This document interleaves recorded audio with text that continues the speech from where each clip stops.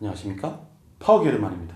도레미파솔솔. 운동을 하다 보면 관절이 아프시다는 분이 정말 많이 있습니다. 특히 스쿼트를 할 때 무릎이 많이들 아프시죠? 그래서 저에게 가장 많이 물어본 질문 중 하나가 바로 이거예요. 그렇게 무겁게 스쿼트를 해도 무릎 괜찮아요? 무릎 안 아파요? 그렇게 해도 안 다쳐요? 뭐 기타 등등. 일단 답변을 해드리면 무릎이건 관절이건 저는 전혀 하나도 1도 안 아픕니다. 물론 고중량을 드시는 분들 중에서 저보다도 더 잘 드시는데 주기적으로 통증을 호소하시는 분들도 많이 계세요. 그래서 저 같은 경우에는 고중량을 좀 더 드는 것보다도 다치지 않고 계속 리프팅 할 수 있다는 거에 조금 더 칭찬해주고 싶은 부분인데요. 그러면은 어떻게 스쿼트를 해야 무릎이 안 아프게 할 수 있는지 알려드리도록 하겠습니다. 제가 맨몸 스쿼트 하는 영상에서 어느 정도 설명을 드렸었는데 맨몸 스쿼트부터 시작하시는 분은 그 영상도 놓치지 않길 바라겠습니다. 거기에 이미 좋은 후기들이 있고요. 제가 심은 바람잡이 아닙니다. 뭐 여러가지 요인들이 있을 수가 있는데 가장 큰 원인 3가지를 말씀드리고 그에 관한 설명을 드리도록 하겠습니다. 첫 번째로 무릎과 발끝의 방향이고요. 두 번째로 스쿼트 동작 시 무게의 중심. 세 번째로 관절을 소모시키는 횟수. 이렇게 있습니다. 이 중에서 가장 중요한 건 두 번째인 스쿼트 시 무게의 중심이기 때문에 그거를 놓치지 않고 꼭 봐주시길 바라겠고요. 첫 번째로 무릎과 발끝의 방향에 대해 말씀드리도록 하겠습니다.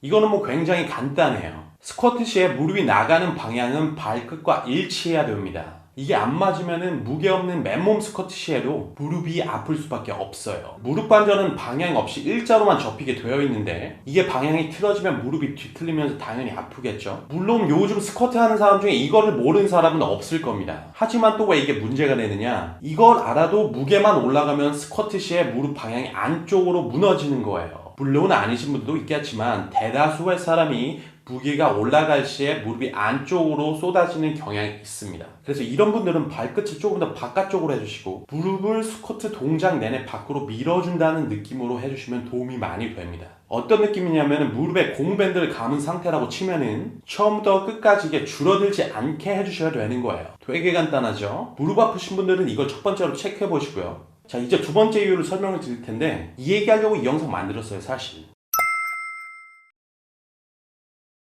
스쿼트는 최대한 엉덩이와 허벅지 위쪽으로 들어주는 겁니다. 수많은 분들이 스쿼트의 주동근은 대퇴사두, 허벅지 앞쪽이라고 배우고 가르치고 하시는데 이게 무릎에 엄청나게 무리가 가는 동작입니다. 스쿼트는요, 다시 말씀드리지만 엉덩이와 허벅지 위쪽으로 드는 동작이에요. 그러면 여기서 아닌데? 내가 체육학과에서 석사하고 박사인데 그렇게 안 배웠는데? 이제 원리를 보면 스쿼트 시 주동근은 무릎을 펴준 대퇴사 허벅지 앞쪽이며 햄스트링과 분리된 수급근근 협력근일 뿐입니다. 어쩌고 저쩌고 책에서 어쩌고 해벅적이 어쩌고 저쩌고. 자, 이런 분들 특징이 스쿼트 시 하프 스쿼트만 하고요. 어쩌다가 풀 스쿼트 한 번 하면 무릎 아파가지고 그 주 하체 쉬시는 분들이에요. 사실 이건 좀 논란이 있을 수 있는 부분이지만 제가 뒤에 또 설명을 드리도록 할 거고, 중요한 거는 뭐다? 대퇴사두로 해가지고 무릎 아파하는 사람도 엄청나게 많이 있는데 그 사람들 대퇴사두 안 쓰게 하면 무릎 아프다는 소리 쏙 들어갑니다. 자, 이게 왜 그런지 설명을 드리도록 하겠습니다. 대퇴사두가 주동근이라고 해서 대퇴사두에 의식적으로 힘을 주게 되면은 무게중심이 앞으로 쏠리면서 무릎 쪽으로 이동하게 됩니다. 그러면 스쿼트는 100kg면 100kg, 200kg면 200kg 무게의 부하 자체가 무릎으로 쏠려버리기 때문에 뭐 본인이 무게를 얼마를 할 수 있는 거를 떠나가지고 무릎이 피로해질 수밖에 없고요. 무릎 관절은 소모품인데 이렇게 계속 무리하게 하게 되시면은 나중에 커서 비 오는 날에 집에서 빈대떡만 부쳐 먹는 게 본인의 취미가 될 확률이 굉장히 크다고 할 수가 있습니다. 그래서 스쿼트의 무게중심은 무릎에 쏠려서는 절대 안 되고요. 최대한 엉덩이에 쏠려 있어야 합니다. 흔히들 스쿼트 시에 엉덩이를 뒤로 내밀라고 많이 하죠. 그 동작 자체가 스쿼트 시의 무게 부하와 몸의 스트레스를 엉덩이로 흡수해서 관절을 보호하면서 더욱더 파워풀하게 스쿼트를 할 수 있게 만드는 거예요. 그래서 스쿼트라면 엉덩이를 만드는 데 좋다고 하는 거고요. 그렇다고 이때 대퇴사두를 전혀 쓰면 안 되냐? 그거는 아닙니다. 대퇴사두가 주동근이기 때문에 자연스럽게 참여가 돼요. 그렇기 때문에 최대한 배제시키려고 노력을 해야 되는 거예요. 스쿼트 종류에 따라 다르지만 스쿼트를 조금 더 고중량을 치기 위해 일부러 대퇴사두를 쓰는 테크닉도 있기는 합니다. 자, 그러면 어떻게 엉덩이로 중심을 가져가면서 대퇴사두를 쓰고도 무릎이 안 아프게 스쿼트를 할 수 있는지 설명을 드리도록 하겠습니다. 뭐 이런 무게중심에 관련해가지고 무릎이 발끝을 넘지 마라, 몸이 앞으로 기울지 않게 해라, 뭐 기타 등등 많은 얘기가 있는데 결국에 이 모든 것을 해결한 키포인트는 딱 하나입니다. 하나. 발바닥의 무게중심이에요. 발바닥의 무게중심. 발바닥의 무게중심만 잘 잡으면은 무릎이 발끝을 뭐 1m를 넘든 2m를 넘든 상체가 앞으로 인사를 오지게 박든 1도 전혀 상관이 없어요. 제 뽀얗고 아름다운 이 핑크빛 발로 설명을 드리도록 하겠습니다. 자, 이 발바닥 가운데를 중심으로 두고 5대5로 봤을 때 무게중심이 뒤쪽으로 올수록 엉덩이로 오고 앞으로 갈수록 무게중심이 무릎으로 쏠리게 되어 있습니다. 본인이 하프 스쿼트 자세를 취한 채로 중심을 앞뒤로 옮겨보면서 한번 느껴보세요. 중심이 어떻게 되는지. 그렇기 때문에 본인이 무릎이 아프다 아니면 혹은 이제 스쿼트를 시작하는 초보자분들 같은 경우에는 최대한 중심을 뒤쪽에 두고 시작을 하셔야 됩니다. 최대한 뒤쪽에. 그래야 대퇴사두를 배제시키면서 무릎에 무게가 쏠리지 않게 무릎을 보호하면서 스쿼트를 시작하실 수가 있어요. 다시 말씀드리지만 이렇게 최대한 배제시켜도 대퇴사두는 많이 쓰이게 됩니다. 주동근이기 때문에. 그렇기 때문에 최대한 배제시키고 시작을 하는 거예요. 제가 오버프레스 영상에서 말씀을 드렸는데 어깨 운동한다가 어깨 힘 좀 하다가 나중에 손을 못 올리는 일이 생길 수가 있어요. 참고로 바벨이나 덤벨 프리웨이트 기준으로 말씀을 드리는 거고요.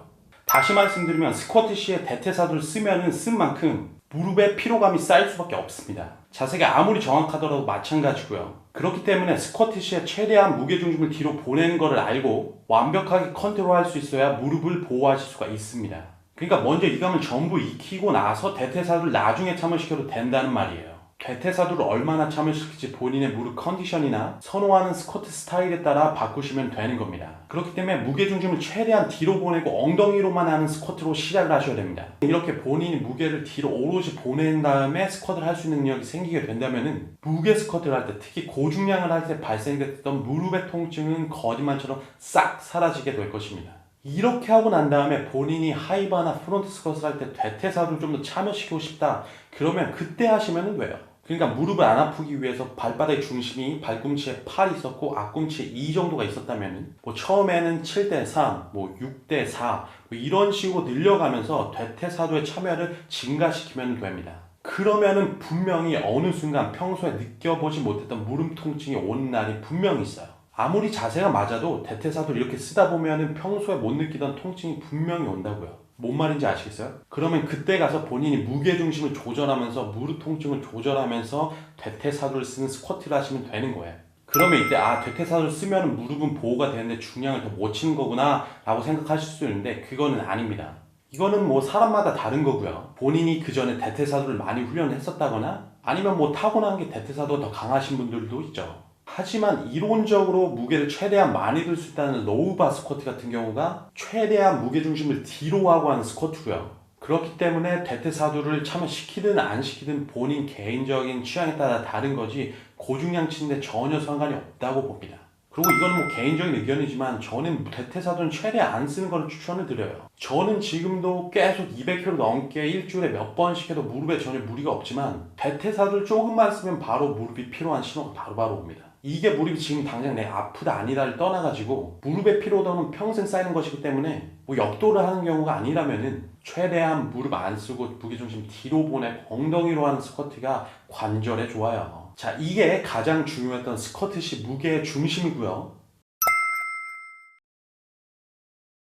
마지막으로 세 번째인데 이건 횟수에 관한 얘기입니다. 이것도 뭐 중요하니까 잘 들어주시길 바라겠고요.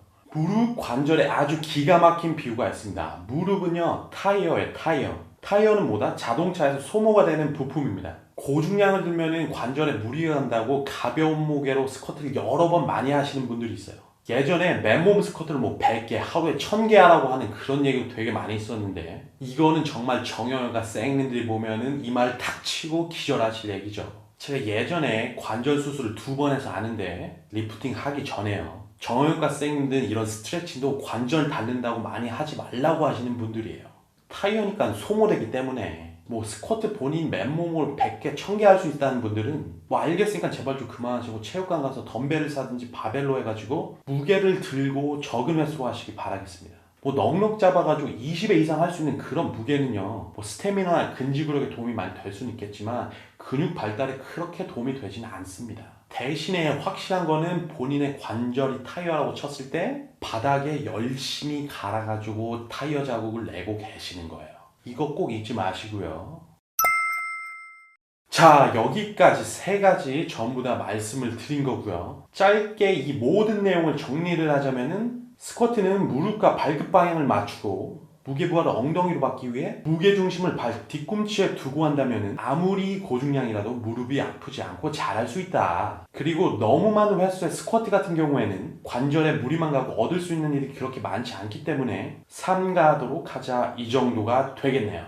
이번 영상도 좀 심도 있게 얘기하다 보니까 좀 어려운 감이 있지 않아 없었는데 뭐 어쨌든 이렇게만 한다면 저처럼 고중량으로 이제 10년 스쿼트를 해도 무릎 관절에 전혀 무리 가지 않게 할 수 있으니까요. 이해가 안 되신 분들은 복습해 주시길 바라겠고, 나중에 이제 키포인트만 정리한 이제 비주얼이 강조된 그런 영상 하나 또 올려보도록 하겠습니다. 도움이 되셨다면 구독과 좋아요 꼭 부탁드리겠고요. 알람 설정도 잊지 않길 바라겠습니다. 그럼 이만 파워게르만이었습니다.